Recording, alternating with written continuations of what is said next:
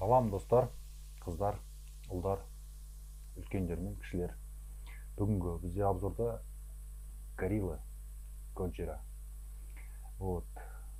Мына дос бала алдыда шақырды да, сен маймылсың, маймылдың энергетикін іштейді ғой маған. Дәмін көр дейді. Соның обзорын айтасың. И как раз маймылдар қандай дәм сезінетінін деп тұр ғой. Типа сондай понятие. Так, ойын күлкі витамин, қалғандары аспирин деген сияқты. Бізде бүгін 3 түрі бар, жаңадан шыққан. Ол бізде горилла orange, juice плюс energy деген. Содан кейін бізде power tea, peach. Боқ сөз емес ол, персик деген мағына білдіреді. Содан кейін тағы екінші шайдың түрі ол power tea лимон. Енді осының үш түрін дәмін көреміз, қандай екенін, қайсысы жақсы, қайсысы жаман, шайдың дәмі қандай екен, маймылдардың шайлары. И сонымен вердикт болады, соңынан шешімін шығарамыз деп ойлап қалмаңыздар. Жарайды, бастайық онда. Бірінші мынасынан бастайық. Так, мына жерде өзі түрі қызық екен. Мына жерде өзі түрі не сияқты? Анау майя, племя майя деген сондайлардың түрлері ғой, сондай бар өзі. Тотем дейді ғой сондай. Так, дәмін көрейік.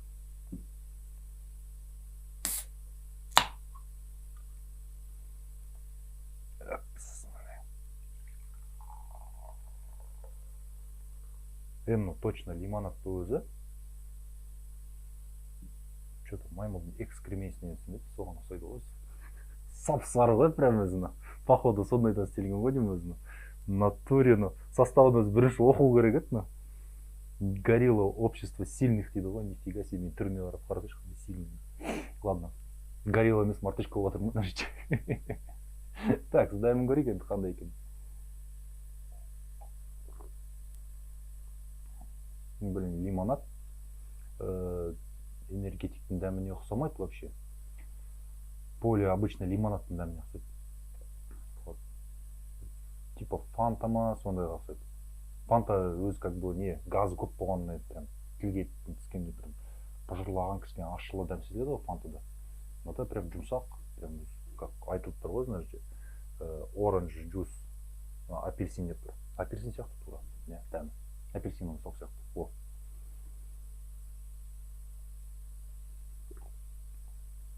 Тамаша. Ұнады. Жақсы екен.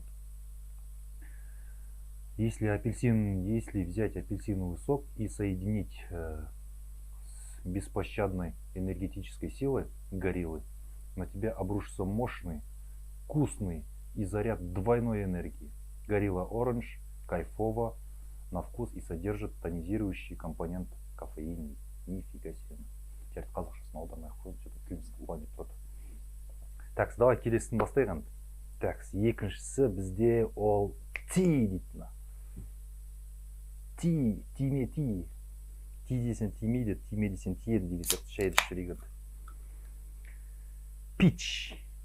Нет, ты персик деп тұрдың да мен. Нифига себе. Но что-то персиктің түсіне ұқсамайды ғой, или мен шатыстырып тұрмын ба? Что-то персиктің түсіне ұқсамайтын сияқты. Мен өзі қарасаңдар.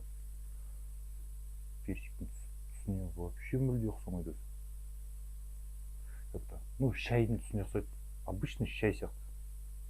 Так, біздің ішіп көрейік. Маймылдардың шайларын. Дұрыс емес, негізі бар ғой, мынаны кесеге құйып ішу керек, бұл шай емес пе? Қазақпыз ғой дегенмен. Қанша жыл маймылды шай болса да.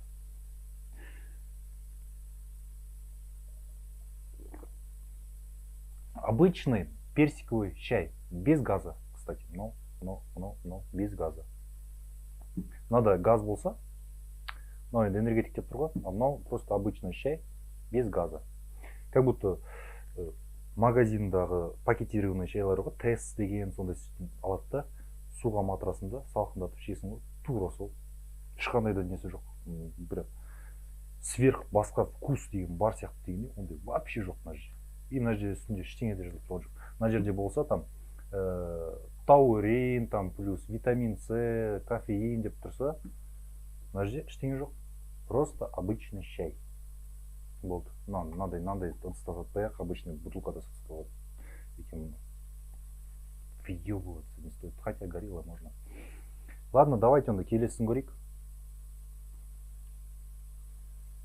Жақсы, ұнады, персик. Обычный шай, нормально. Келесі енді лимон. Power Tea лимон. Natural Tea, Natural кофеин. Нифига себе, бұл уже газированный. Да, газированный, сыртын ұстасақ қатты. Мына жерде кофеин, витамин В, лекарнитин, тауэрин деп тұр. Power Tea, шай, лимонный, энергетик. Нифига себе, 3 в 1. Күшке сошылмайды ғой мынау. Не, натуре мынау ана качоктар ғой горилла сияқты көрінген. Егер де соғымнан аш десе, мне кажется, ашылмайтын сияқты. Тырнақпен қыздардың ашатын нәрсесі ғой мынау.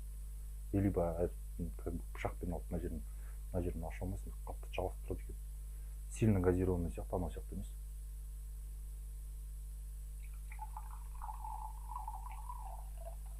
Ну, как бы то же самое, көріп тұрсыңдар, обычный шайдың түсі.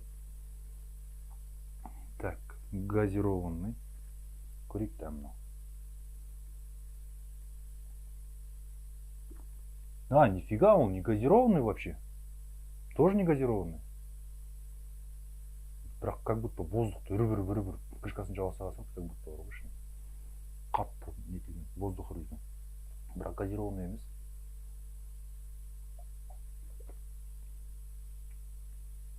Обычный шайлар бар ғой, лимонмен ішілетін. Оған ұқсамайды, но простой шай. Вообще лимонның дауысы етілмейді. Ой, лимонның дәмі де вообще сезілмейді. Обычный шай. Блин, может, тағы көріп. Лимонның дәмі жай ғана сезіледі. Как бы лимон деп айта алмайды. Мүлде айта алмайды. Обычный шай сияқты. Тақшечка. Может быть, типа энергетик болған соң шығар, может быть, лимон дәмі сезілмейді, типа шай сияқты, білмеймін, черт его знает. Мына жерде натуральный шай, витамин комплекс, натуральный кофеин дейді. Сыртында жазылып тұр. Көрсеңіздер болады. Вот, осылай. Мына банкалардың бәрі өзі стандарт. 450 миллилитр. Вот. Өз горилланың барлығы осындай ғой деймін, походу. Үлкен банкалары жоқ қой деймін, горилланың. Чисто осы стандарттың ғана жүр. Кстати, мына горилланың үстінде несі бар ғой. Басқа түспен өреді. Ерекше.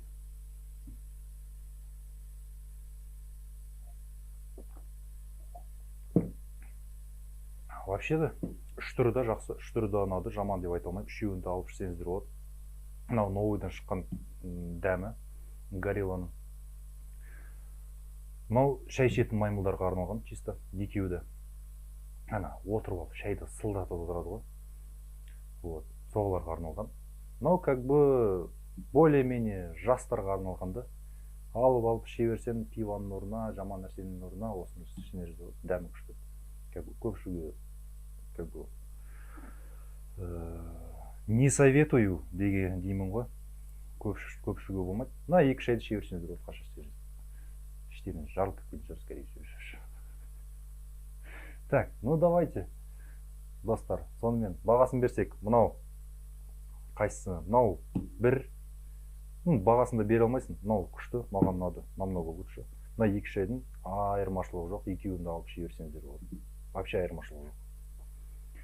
Сонымен жарайды, болды достар, осымен. Вот осындай кішкентай ғана бізде обзор. Енді лайк басып, подпискаға тіркеліп и комментарий жазды қуаңыздар.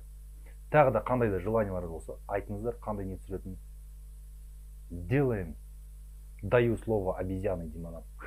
Давайте, ладно, пока.